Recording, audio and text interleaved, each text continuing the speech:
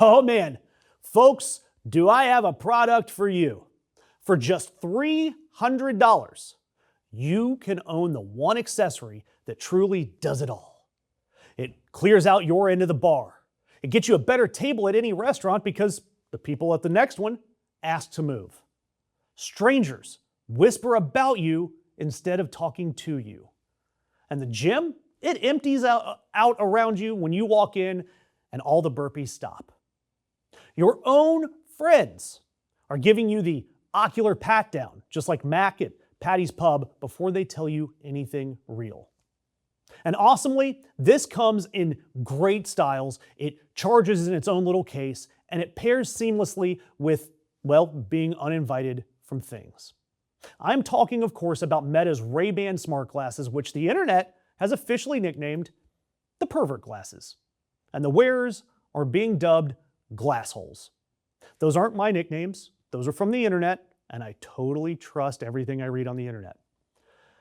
And this week, we are finally hearing that the backlash against these smart glasses has gotten so intense that the people who bought them are now claiming that they are afraid and ashamed to wear them in public. It's like a dog cone of shame, but for techie 25-year-old dudes with disposable income. And with more than 7 million units sold, Engadget interviewed a bunch of owners. You have a travel creator named Danielle saying a lot of men and their behaviors have ruined this product. Because of that, she won't wear hers around anyone, anywhere, and calls them a fancy paperweight. Another guy got absolutely dogpiled online just for posting that he was thinking about buying a pair. Hell, that's a great thing for you to do. Go post it on your Facebook and give it like an hour before you tell people that you were kidding. One owner now physically folds his glasses up and hangs them on his shirt whenever he's in a crowded room, kind of like a cowboy checking his iron at the saloon. Well, partner, the year is 2026, and the saloon is now a sweet green in Silver Lake. But let's be clear about why these glasses are despised.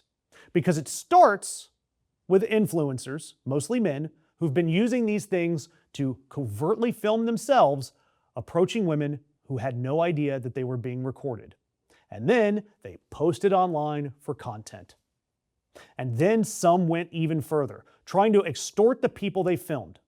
And an investigation found that overseas contractors were reviewing footage from users' glasses that included people undressing and using the bathroom.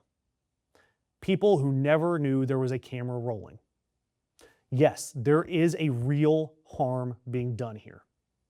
But the second piece of why these are so despised, not just the bad users, it's when Meta looked at all of that, the harassment, the extortion, the nicknames, and their response.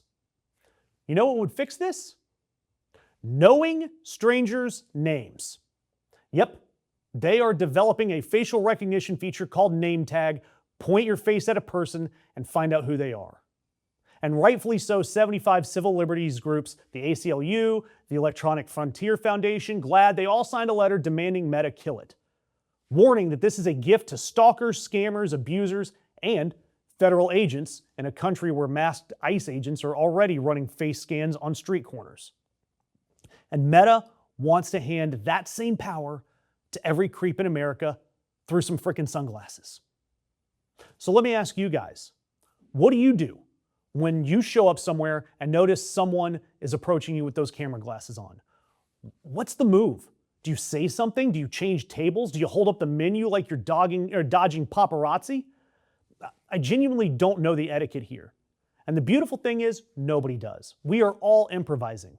But I want to have you guys talk amongst yourselves in the comments.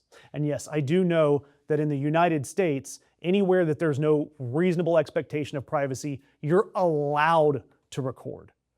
That doesn't mean it's right. And look, after all of these demands, after all of these people complaining, Meta, did they respond to its flagship product becoming a national shame object? Did they add a bigger recording light so people know when you're actually filming? Did they officially fully kill the face scanning plan? Nope. Instead, they hired Kylie Jenner. Yep, a Kardashian crisis plan. The product is getting branded as pervert glasses in every corner of the internet. And their response is hire a celebrity and get an ad buy. And what makes me sick about this, ad firms, celebrity news outlets, and fashion blogs, they are raving about this, saying it's a genius move and that Kylie Jenner is the perfect person to be pitching these things. Somewhere, there is a marketing VP getting a fat bonus for it. Meanwhile, Zuck is still out there insisting that these glasses are going to replace the smartphone. And you know what?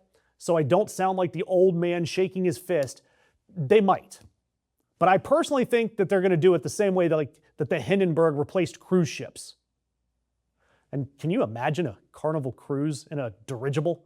And I know it's not really a balloon, but think about the cha-cha slide in a balloon at 10,000 feet. That does not sound like my idea of fun. But this is my idea of fun. Regulators, they didn't get the attention on this. Congress certainly didn't bring attention to this. Shame did. You brought attention to this. Ordinary people looked at these 7 million pairs of Engadget and said, wearing a corporate surveillance camera run by AI on your face makes you a creep. And now the future of computing is sitting in a junk drawer next to your fondue set and that 30-pin iPhone cable you'll never touch. So keep it up, guys, and subscribe. That way we can keep making all of the perverts uncomfortable together.